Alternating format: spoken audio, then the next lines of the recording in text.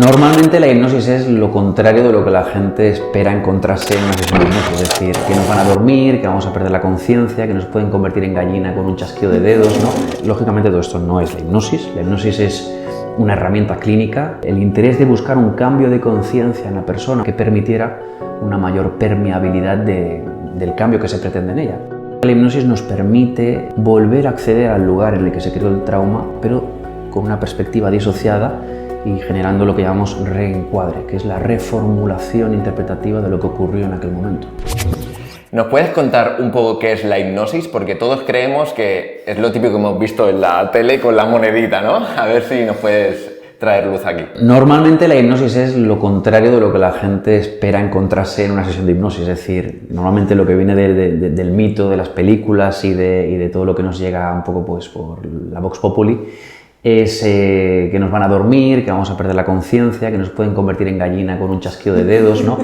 Y que vamos a dejar que otra persona entre en nuestra mente y tome el control. Lógicamente todo esto no es la hipnosis es una herramienta clínica muy antigua, utilizada por gente como Ramón y Cajal, por ejemplo, como Charcot, Freud, Bright, Breuer, etcétera, ¿no? Y siempre con el interés de buscar un cambio de conciencia en la persona, una alteración del estado de conciencia en la persona que permitiera una mayor permeabilidad del cambio que se pretende en ella. Por lo tanto, en definitiva, es una herramienta que trata de amplificar la terapia y acortar los tiempos de curación de algunas circunstancias de salud mental. ¿Y se conoce qué mecanismo se utiliza dentro del cerebro? O sea, ¿se han podido hacer estudios al respecto? Sí. Absolutamente, hay muchos estudios ya contrastados al respecto y lo que sabemos a día de hoy de entrada es que hay un cambio en la frecuencia de ondas electromagnéticas. Para que nos hagamos una idea y lo entienda todo el mundo, digamos que en estado de vigilia, mientras estamos despiertos, estamos a unos 14 ciclos en cuanto a las ondas electromagnéticas, y cuando se produce una hipnosis vamos a bajar entre 8 y 13 en un estado de trance ligero, que sería un trance bastante superficial, y entre 4 y 7 en un trance profundo, es decir, con 3 o menos dormimos, ¿no? Con 0 estamos muertos. Entonces, la hipnosis lo que hace es permitir que, en vez de generar tantas ondas beta o high beta, que son ondas de ansiedad, ondas de estar muy activo, ondas del estrés, que son al fin y al cabo las que solemos generar, pasamos a otro tipo de ondas más, ondas alfa, teta, y en algunos casos, no siempre, se puede alcanzar un estado profundo con ondas delta.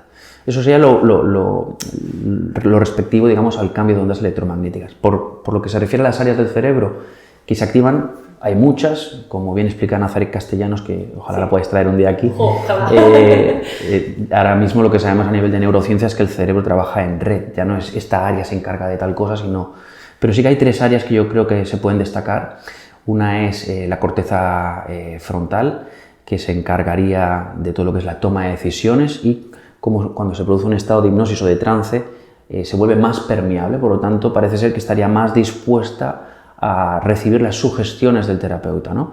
Por otro lado está la corteza cingular anterior, que se encarga del procesamiento emocional y de la atención, que también juega un poco el mismo papel, pero en un sentido más límbico, más emocional. También se ve alterada cuando lo vemos en electroencefalograma o en resonancia magnética funcional del cerebro. Y quizás una tercera área destacada sería la región parietal, que se encarga de la propiocepción del cuerpo, del espacio y del tiempo. Por eso la persona que pasa por un trance hipnótico lo que suele experimentar es que ha perdido la noción del tiempo y que incluso pues, comienza a observar percepciones de sí mismo que suelen pasar desapercibidas. ¿Y esto se puede alcanzar a lo mejor realizando meditación? Sí, yo creo que sí. Yo creo que evidentemente la gente que da formación en hipnosis intenta decir no se parece nada a la meditación, y los que hacen mindfulness es como que hay una guerra de marcas, ¿no? La realidad es que son palabras, y al final el trance hipnótico no solo se consigue durante la hipnosis, se consigue también en nuestra vida diaria cada vez que tú cambias la atención de fuera hacia adentro. Si tú ahora mismo, por ejemplo, probaras de preguntarte cómo estás respirando en este momento y por un instante prestas atención a cómo estás respirando, ahí ya se ha producido un cambio en el tipo de áreas cerebrales que están poniendo acción. Entonces ocurre permanentemente cuando la mente se vuelca, se obceca con un estímulo y no se pierde en lo habitual. Por lo tanto, ¿todos podríamos ser hipnotizados o hay ciertos sujetos que...? No, esto es un poco más complejo. De hecho, una de las cosas que hacemos en consulta es hacer un test de sugestionabilidad. Hay varios. Yo utilizo uno que se llama el test de Barber y que lo que nos permite a través de varias propuestas inductivas, como por ejemplo ver si la persona responde a las órdenes de que el brazo es más pesado, etc., lo que vemos es qué grado de sugestionabilidad tiene la persona. Hay gente que es muy sugestionable, que ahora mismo, solamente por lo que has escuchado hasta aquí, ya se habría dormido, porque has dicho que yo trabajo con hipnosis, ¿no? Y luego hay personas que requieren mucho más entrenamiento, ¿no? Tiene mucho que ver con la capacidad de la persona de imaginar, de visualizar, de quedarse en babia, ¿no? Todas esas cuestiones van a tener que ver con el grado de sugestionabilidad. Algunas personas necesitan entrenarse. Hasta 8 horas, decía Milton Erickson, que algunas personas deberían entrenarse, ¿no? Por eso yo muchas veces no utilizo la hipnosis en consulta, porque ya lo veo muy fácilmente quién va a entrar y quién va a ponerse en verdaderos aprietos, ¿no? ¿Y la hipnosis podría ayudar a superar ciertos traumas, por ejemplo? Sí, evidentemente la terapia permite reencuadrar la manera en cómo un trauma queda grabado en la memoria. Cualquier terapia tiene ese punto como objetivo, ¿no? Y sí que es verdad que la hipnosis nos permite, desde un lugar muy permeable al cambio, volver a acceder al lugar en el que se creó el trauma, pero con una perspectiva disociada y generando lo que llamamos reencuadre, que es la reformulación interpretativa de lo que ocurrió en aquel momento. Por lo tanto, una persona, de hecho, en una sola sesión de hipnosis, yo lo he visto a menudo en la clínica, puede tener dificultades luego para recordar con el mismo dolor una experiencia que cuando se reabría le generaba agonía, ¿no? Entonces sí, la hipnosis puede ser una buena herramienta amplificadora para trabajar con traumas. Vale, esto te quería preguntar justamente, o sea, ¿es el hecho del momento que le practicas la terapia hipnótica en consulta, o luego hay un trabajo posterior del paciente para que haya una mejora? Bueno, yo normalmente mi manera de trabajar es creando alianza con el paciente, es decir, esta idea de que vengo aquí a que usted me quite no sé qué, ya empezamos mal, eso ya va a hacer que la sesión se dedique a ajustar expectativas, ¿no? Porque evidentemente yo no obro ningún milagro, sino que intento ayudarte a que tú trabajes contigo mismo de un modo diferente, ¿no? Por eso hablamos antes de romper con el mito del hipnoterapeuta directivo que entra dentro de ti. Esto, al menos en mi clínica, no va a ocurrir, y por lo tanto, evidentemente, en la sesión de hipnosis puede haber una aceleración del proceso, podemos encontrar recursos inconscientes que estaban dormidos, pero la solución reside en el paciente. Entonces, muchas veces lo que hacemos es utilizar herramientas post-hipnóticas o simplemente dar alguna tarea, algún querer que el paciente pueda llevar a cabo en su día. Nos has comentado que utilizas también, bueno, antes de cámaras evidentemente, que utilizas también la hipnosis para la pérdida de peso. Entonces, ¿nos podrías explicar cómo ayuda la hipnosis en este contexto de pérdida de peso? Bueno, de entrada, cuando una persona viene por un problema de sobrepeso o quiere un cambio estético, tú sabes, Miriam, que sabes más que yo de este tema, sabes que las causas que pueden haber producido ese sobrepeso son múltiples. Es decir, puede ser desde una persona que tiene malos hábitos y punto, y que simplemente pues está anormalizado un dejarse llevar por una tendencia hedonista y por lo tanto pues por la renuncia a la fuerza de voluntad, y ahí habría que trabajar la fuerza de voluntad, ¿no? Estimular el córtex prefrontal, que es donde reside esa parte, ¿no? Y en otras ocasiones puede haber un problema de lo que llamamos comedores ansiosos, ¿no? Es decir, que es la ansiedad lo que le está llevando a ocupar a tratar de sustituir ese vacío ansioso con comida, ¿no? Lógicamente hay que trabajar la ansiedad ahí, ¿no? Por lo tanto es difícil. Sí que es verdad que a veces utilizamos alguna metáfora que sirve un poco para todo, como la metáfora la sugestión de la bomba gástrica, metafórica, ¿no? Y es muy interesante que cuando una persona es muy sugestionable o tiene facilidad sugestionable, a veces se puede crear órdenes muy interesantes, ¿no? Un paciente me comentaba hace poco que no fue con otro terapeuta, muy buen amigo mío, Alex Santos, ¿no? Que es hipnoterapeuta también, que le pidió que quería dejar de beber alcohol. Entonces, bueno, pues hicieron la hipnosis de dejar de beber alcohol. El problema es que él quería bajar un poco el consumo, no dejarlo del todo. Y entonces salió de fiesta y no podía, y cogía el vaso y de pronto le pedía otra vez hielo porque no había manera, no podía. Entonces, claro, no sabemos cómo, depende del perfil. Y por eso siempre lo primero que se va a hacer en una terapia es lo que llamamos el calibrado, ¿no? Que es ver qué necesita la persona, qué le ocurre y desde dónde le podemos ayudar. Entonces, por lo que estoy entendiendo, la hipnosis es otra herramienta más, ¿no? Para mí sí, tal y como yo la estudié en el posgrado de la Universidad de Barcelona con doctores a nivel internacional, y otros psicólogos la entendemos como una herramienta coadyuvante, amplificadora del proceso, y a veces era lo indicado para una sesión y otras veces no. De hecho, el propio Milton Erickson, que es el gran maestro de hipnosis del siglo XX, ¿no? Él, en los últimos años, su hipnosis era no hacer hipnosis, es decir, su terapia fue pasando a que si realmente tienes un dominio de las técnicas y tienes una teoría flotante a nivel terapéutico, puedes llegar a un lugar similar sin tener que ir por ese recorrido. Así que depende de lo que el paciente también trae a la mesa. ¿Y por lo tanto sería útil para la ansiedad y el estrés? Para mí es uno de los lugares más indicados de la hipnosis. De hecho, cuando viene una persona con ansiedad, con trastornos de ansiedad, es una manera bastante fácil de demostrarle que puede programarse de otro modo, que no hace falta vivir desde ese lugar, ¿no? Entonces, para mí es uno de los lugares más indicados precisamente por lo que decías antes de la similitud con la meditación, con el mindfulness, ¿no? Con esa ralentización de las ondas beta o high beta, ¿no? Es muy fácil a una persona, incluso una persona con baja sugestionabilidad, que en una sesión de hipnosis, donde el terapeuta habla mucho más lento y utiliza una serie de analogías y metáforas, pueda obtener una experiencia de relajación que a lo mejor nunca antes había experimentado.